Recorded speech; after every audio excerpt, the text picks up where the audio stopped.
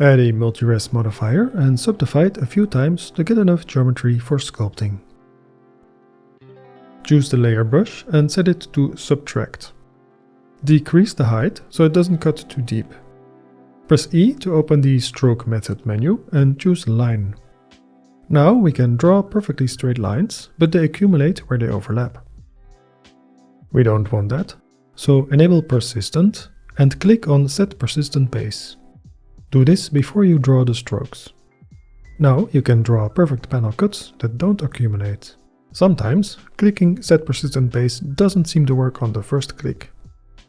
In that case, click it twice and it will work.